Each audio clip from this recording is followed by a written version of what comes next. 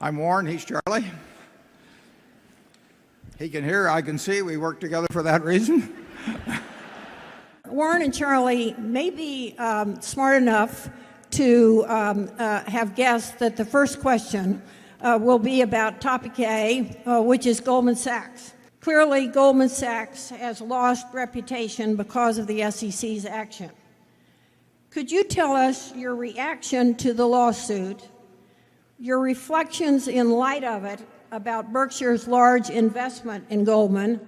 There's no question that the allegation alone causes the company to lose reputation, and obviously the press of the past few weeks, they hurt the company. They can hurt morale, they can a lot of things. But I don't believe that the allegation of something falls within my category of losing reputation. If something is proven, then you have to look at it. If you became aware of unethical or illegal activities at a Berkshire Hathaway-owned company, would you directly and personally intervene?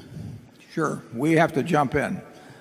I want to hear about problems. I hope somebody else has heard about them first and already gotten them solved. But if they don't get solved someplace else, I want to hear about them. And we have a letter that goes out every roughly 2 years. It starts off basically, and it says, look, we've got all the money we need. We'd like to make more money. We love making money, but we don't have a shred more reputation than we need.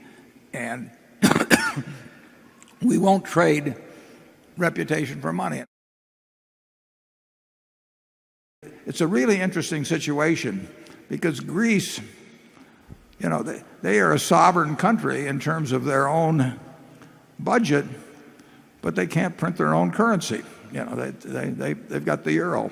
And I don't know how this movie ends. That doesn't mean I'm forecasting disaster or anything. I really just don't know how this movie ends.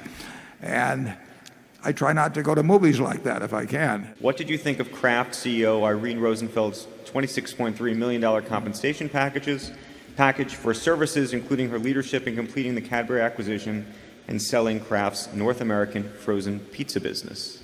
Well, I didn't like either the Cadbury decision or the pizza decision, but we've made our share of dumb deals at Berkshire,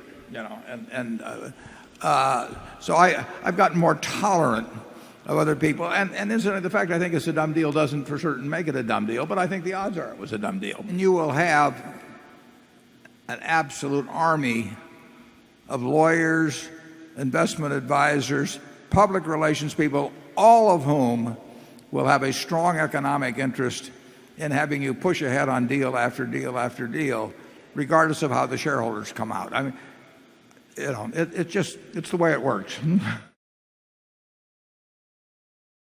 I think it's much more important to have good learning at the elementary level than, frankly, to have it in terms of advanced degrees and graduate schools. There are other great educational institutions in America that help handle this problem. One of the ones I admire most is McDonald's. I had fun once at a major university when I said I thought McDonald's succeeded better as an educator than the people in the university did. And what I meant was McDonald's hires a lot of people who are quite marginal at the very start of their working career, and they learn to show up on time for work and observe the discipline. If I one day want to apply as a manager with one of the Berkshire companies, what qualities are you especially looking for? So when you find somebody outstanding, boy, do they jump out. I mean, somebody that is thinking about the place the right way, is working extra hard, whatever it may be.